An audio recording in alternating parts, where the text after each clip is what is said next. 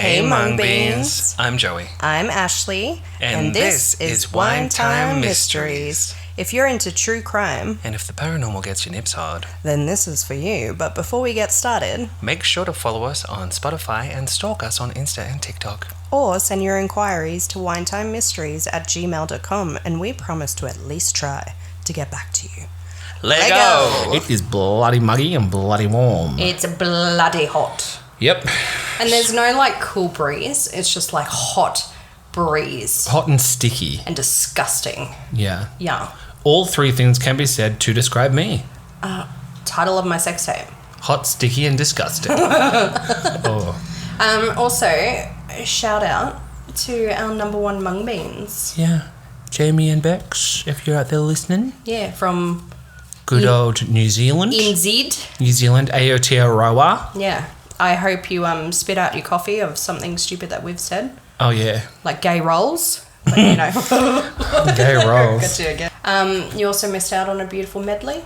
Yes, we decided that we would sing every song from Gentlemen Prefer Blondes. Yeah. And Joey's got a very good voice. I don't think so, but it's not going to be the last time either. Yeah. What's your favourite line from that song? Of what's her name? What's her fucking name? I always forget her name. Jane Russell? That's it. When she's with all the muscling man. When she's with the athletics team? Yeah. She is you. It's like, you bought them here for me? Yeah, you're like, where's the money? And I'm like, where's the dick? Give me the dick. Give me the dick. I want the dick. Where's the dick? That's what I I wish you for. saw his face. It's really great. It's special. Out of the whole thing, it's probably when... And we said it before too. Yeah. When she's like, doesn't anyone want to play? It's just my favorite part. Doubles, anyone? Yeah. So it's a talky part, but it's my favorite part. Yeah, I love it. I love that movie. So, Bitch. what is on the agenda today, Tom? Well, My name's Ashley and I like to do Johns in Australia. No, not really. It's not a John. And it's not in Australia this time either. Get the fuck out. praise Lil Black Jesus. Praise him. Praise him. No, this one, hopefully you haven't heard about this one. I thought I'd get into my roots a bit and go to Poland. The land of the Poles. Bitch. Yes! I hope this isn't one that you were thinking of doing at one point. It's really hard as well when you don't read Polish. I know a couple of words, because me mum is from Poland, so I know dzień dobry, dziękuję, Pierdolić. buja, oczy, Dziękuję. dzisiaj jest niedziela, today is Sunday. Which is wrong because it's Saturday, but Yeah. close. We're in Poland, and Are we in Krakow? yeah. We are? How'd you know? You know this one, don't you, you fucking bitch? No, it's just the only place I know in Poland is Krakow. Or Krakow. Krakow. Krakow. Or Krakow. Krakow. Krakow. Yeah, that's my Krakow. I asked Mum if she knew about this one. She's like, no. Oh, all right. This one is about Karol Kot. I don't think I know this, no. The vampire of Nice. Krakow. But I'm going to tell you about this guy because he's super young. He? Yeah, but not really a man. I'd say a child. Karol was born 18th of December, 1946. Fucking Sagittarius. Yeah. Isn't there some new moon in Sag? Some fucking shit going on in Sag world? I don't know. But yeah, Karol was born. Shut up. That was Shut so up. detailed. If you want to go anywhere for astrology, please go Me. to Ashley Rose. Yeah, I'll tell you your star sign and be like, yeah, it's a bit fucked, isn't it? Yeah, there's some new moon Some new moon. in Sag or something. In Sag or something. I don't know. I saw something. Anyway. As long as Mercury's not in retrograde, we're good. No, apparently this is a life-changing something. Huh. Yeah. Karol. We're doing real good. Hold on. So Krakow is a southern city of Poland, just near the Czech border. And it actually looks like a really nice place. I wish I could go to Poland. He seemed to grow up in a normal family. I say as in didn't have a bad upbringing from what I could find. His father was an engineer. His mother was a stay-at-home mum / activist. He also had a sister who was 8 years younger than him.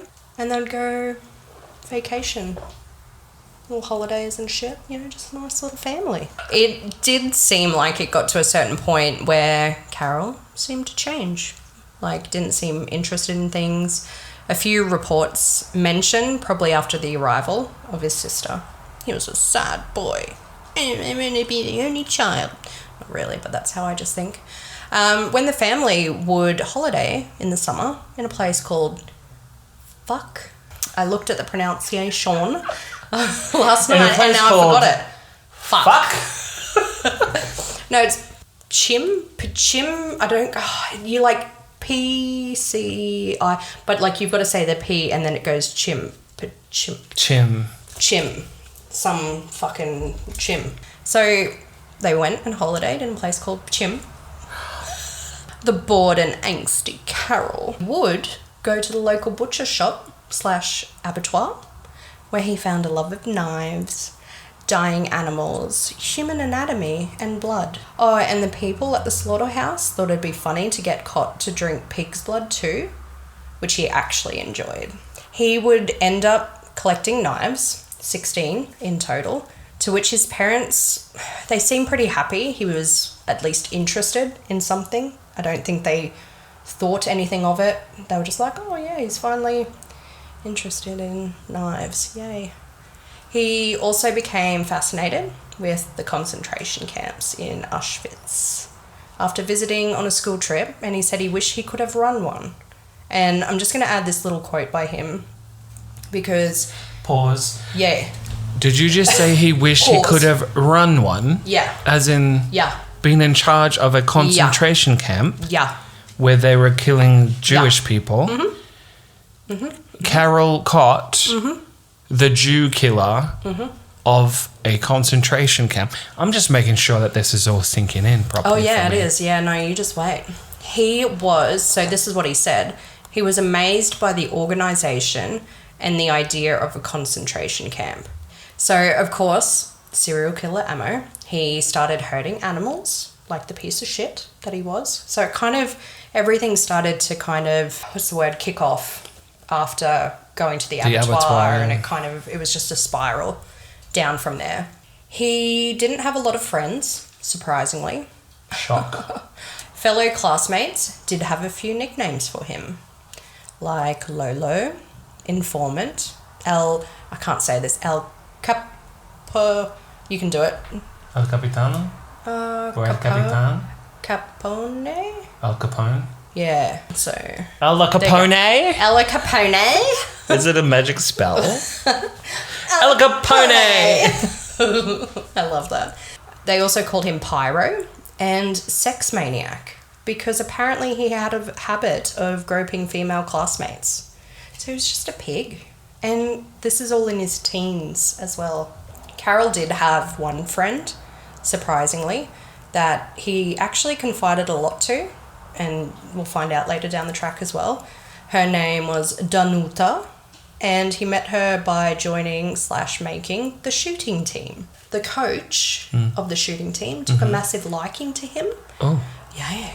And at one point even ranked him 10th in the Polish juniors category for the sport. Well, he must have liked him that much to score him 10th. Yeah, well, that's why I was like 10th. But, yeah, it must have... I don't know if it was like a all of Poland kind of thing, or I don't know.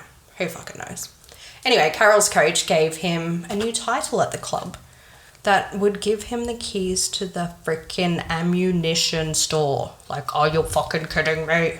Once we get more into it more, you will think the same, as Karol later told journalists, I could have slayed all of Krakow. You fucking piece of shit. Now, I think really the coach wished to have Karol as a son, as he would even bring Karol home to mentor his own son. Because, that's what you do. I think it was kind of like everything he wanted, which is sad to say. And he does get a bit of karma, in a sense, as he did sell his... my words. As he did tell his own son to just be more like Karol. So his son doesn't die, so it's okay. However, Karol did mention after his arrest that the coach's son was actually on his list to kill. So not sure if he decided not to or just got caught beforehand, so to say, maybe stopped. Here nears. So jumping to the karma part, the coach didn't believe everything that Karol had done and even protested it. Once he found out that Karol did all these horrible things that we're about to go into, he wrote him a really angry letter being like, I'm so disappointed in you. Even asked him to return his sportsman badge as he wasn't worthy of the title. That just sounds like a hurt man. I'm just a hurt man. So now Karol is starting to progress. Hurting animals, as I mentioned. I even found reports of him abusing his sister. Not sexually, thank fuck. But he would hit her with objects from like belts to coat hangers and nearly poked her eye out at one point. I think he just hated having a sibling in general. Like, I don't think it was more of a hate women. I think it was just hated having to share. Competition. Yeah. He would even lock her in her room when she would cry. I think that just hurts my soul. Can relate. Crying is so annoying. Or you just lock your child in the stairway for them to cry. Harry Potter! And you just tell them you're playing a game of Harry Potter. The boy who lived. We're playing hide and seek, hide in here. Yeah, and if you hear it locked, don't worry about it. Yeah, don't worry about it. So around this time, Karol started doing little experiments as well, which involved adding arsenic to drinks and leaving them around town. Little experiments. Yeah. Just to see, I think, if anyone would... Drink him and die. Yeah, like if anyone passing by. How did he get arsenic? Who fucking knows? All right? Who knows? But no one, thankfully, would drink anything.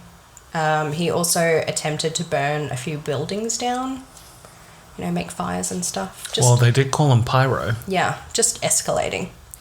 So we are going to jump now to this piece of shit's spree. I was jumped. I'm jumping. So now we're going to jump to 21st of September 1964. Karol was 17 when he attacked Helene Velgen, who was 48 at the time. This little weasel had a plan. He was going to kneel and pray at a church, obviously, with a concealed knife at hand and wait for an older person to show up so he could stab them. Because that's just what you do. He waited around for a bit, but no one showed up. He later said, and I quote, "How annoying." Because he had this master plan. So as he was leaving, poor Helene unfortunately was walking in. He drove the knife into her back from behind, obviously, and stabbed her a total of 7 times while she knelt down to pray. He told people as well that apparently... that he licked the knife of her blood. After he stabbed her? Yeah, and ran off. What accent did I just have then? After he stabbed her? After he stabbed her? I don't know, you sound like you're from London. Are you from London? You're from London. Luckily, Helene managed to survive and was able to tell police that the person who attacked her had a red shield stitched onto his jacket, which apparently meant he was a high school student. The second attempt happened just 2 days later, on the 23rd of September. The victim was 78-year-old, this is going to be hard to say, Francesca Lewandowska. There's no ch, so I'm like, Dowska. We'll go with that. So she was leaving the tram, heading home. What was her name again? Oh, fuck you, that's what it was. Francesca Lewandowska. That's what we're going with. Okay. It doesn't sound Polish, but that's what I'm going with. I like it. Yeah. So. When she arrived at her apartment, she was heading up the stairs. Kot stabbed her in the back So remember, she was only 78, the poor thing. 78 years young. No, I feel sorry when they're really old. Poor thing. Like, she's struggling to walk up those stairs. He stabbed her in the back, which caused her to stumble and fall down the stairs. Again, he fled the scene, thinking she was dead, like with the other one. Francesca did survive, however, unfortunately, never regained her full health, as she fucked her spine and her legs were left paralysed after that attack. Again, as with the previous incident, she was able to tell police that it was a young man who had attacked her. Now, both victims gave similar descriptions of the man, so police knew they were looking for a cowardly suspect as he was approaching his victims from behind. No, I am mature and I will not say a butt joke, thank you. But I'm waiting for one. You will not get it. Don't you just hate that? Yeah. Do you know what? I remember a story you told me about where you were surprised from behind and you cried.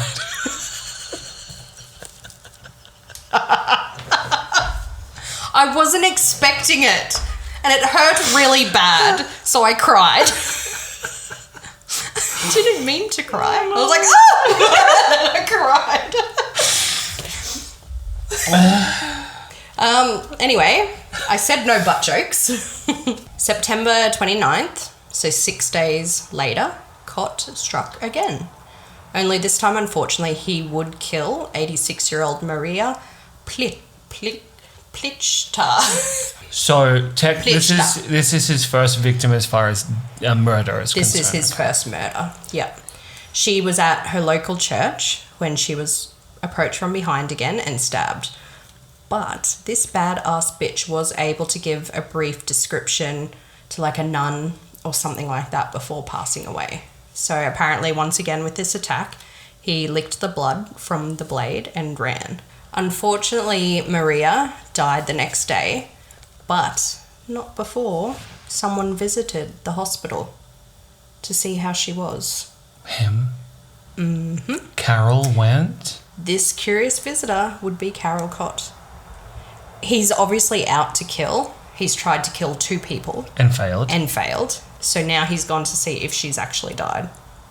What a little piece of shit. 17 as well. It's fucked. That's one brave little... Mm-hmm. So after obviously getting whatever he got out of killing, it would be just over a year later that he would go on another spree. So this time, 13th of February, 1966, Kot attacked and killed an 11-year-old boy. And this is going to be hard to say, but I really wanted to put in there because it's got mound. I won't make butt jokes, but I'll make a mound joke. Les. We're talking about mounds and lesbians. Les chick. Near Kostrovskaya Mound. I don't know. Near Kosciuszko Mound. Kosciuszko Mound. Where it was snowing and the kids were having a frickin' toboggan contest. Yeah. It was said he was stabbed numerous times, that court experts later testified that the wounds inflicted on the small corpse far exceeded those necessary to kill. Poor 11-year-old. And so, like, no victim profile as well. Because as you see for this one, the next one, 14th of April, 1966, he attacked an 8-year-old girl named Malgosia. She was going downstairs to her from her apartment to get the mail when Kot grabbed her and stabbed her 8 times in the stomach, chest, and back. You won't believe this, but she freaking managed to get home, where she was taken to hospital and survived. Oh, thank goodness. 8 years old. 8 years old. That makes quite a hard... Like, it makes it really hard to profile someone, too. If they're just doing random shit and the victims... to begin with were elderly ladies, and then it was a young boy, then a young girl. Yeah, so it's I think it's more, I guess, just being able to overpower someone that he could overpower. For sure. Once again, like before, 4 days later, Kot returned to the scene asking around for the victim's name to see if she survived or not, pretty much. No. That's not suspicious at all. Not at all. Now, during all of this going down, He did confide in Danuta that he enjoyed inflicting wounds and found it pleasurable. Going into this case, I think he was just literally evil. He apparently had made random comments to her as well and was kind of showing her clippings of the newspaper because by now it's starting to get around town and they're calling him the vampire, blah, blah, blah. And he's like, look what I've done, look what I've done. Oh, vampire, because he would lick the... Okay. He was going to make it into his wallpaper, all of this kind of stuff. And at one point, he even held a frickin' knife to her throat, but she thought it was a joke. Like, he's a killer. He's showing you all of this stuff. And it took her a while, but she finally did go to the police. Shortly after Kot graduated from school, he was arrested on June 1st, 1966. Officers who arrived at Kot's apartment were astonished when they met at the door by the kind and polite young man. So I think that's why maybe the coach was into him as well. I think he kind of hid this other little side. He could hide his dark side. Now, I did find some reports that said they delayed him being arrested so he could finish his final exams. Something along the lines of so it could show he wasn't insane. To be like during all of this spree, he was still able to go and do his high school, end of year exam, whatever it is. Kot would deny everything at first, but one of his victims that survived would see him for the case. And I don't know if it was in the same room or if it was like to identify him. But he said to her, "Your memory is good. Come here so I can finish you off." Yeah, piece of shit.